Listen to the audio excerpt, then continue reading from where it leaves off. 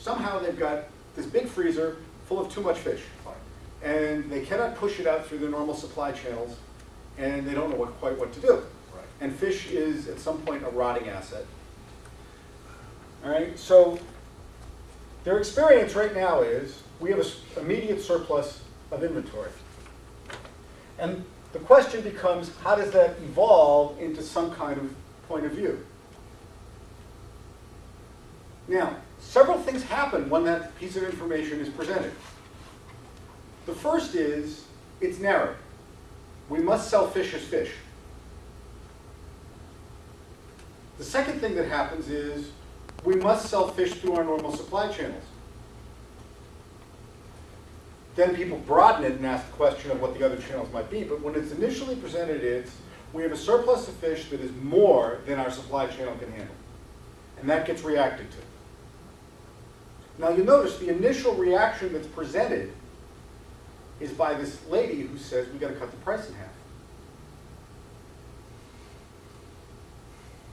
That answer is clearly I'm going to use the existing supply channel, distribution channels, and if I cut the price in half, somehow that channel will now absorb more fish because I reduced the price, they'll take advantage of the bargain, and there'll be some vacuum effect and the inventory will disappear. She goes on and extrapolates that into, and we need a new price point from now on. We're going to just change the price point of our fish. That jump had a big emotional reaction from the other person she was presenting it to. A very big emotional reaction. Right? If you remember. He dropped his glass of wine. Yeah. But aside from that, Even worse. well, the part that was worse was when she said that it wasn't just a temporary thing. It wasn't like we were having a sale. It was we're changing our price point. So one side of this case is presented as by this lady who has done whatever cycle she's done in her mind and said the answer is we're changing our price point. Period, end of sentence. She's got one answer. Because she's got this fixed answer, everything else that happens in this case revolves around the reactions to this fixed answer. And the power of her having been all the way through this before she presented it is that her thing doesn't vary in the discussions. She becomes sort of the constant. Now let's think of some other things that would blow some of this stuff wide open. We've got Chauncey's first point, is there really a surplus? Which just, happens to be from the perspective of outside of the case. But you've got my question of, who says you have to sell fish as fish?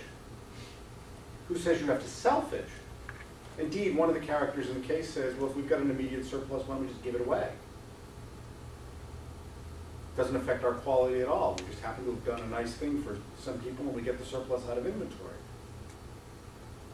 But then the lady comes back and says, but there's always going to be a surplus. We've got all these ships. You don't read anywhere in the case the concept of, maybe we should go into the fish meal business. If you're catching too much fish, maybe you should grind them up into something else. They're making fish wine now.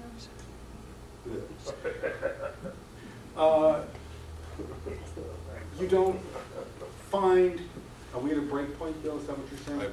Okay. You don't find anywhere in the case a presentation that says maybe we should become the wholesaler for our competitors since we have the rest of these boats. And rather than taking the risk that they'll introduce equal boats and have an even bigger surplus going on, if we're already producing more fish than we can handle for ourselves, why don't we take the rest of the boats that we've ordered and rent them out to everybody else? You don't see that.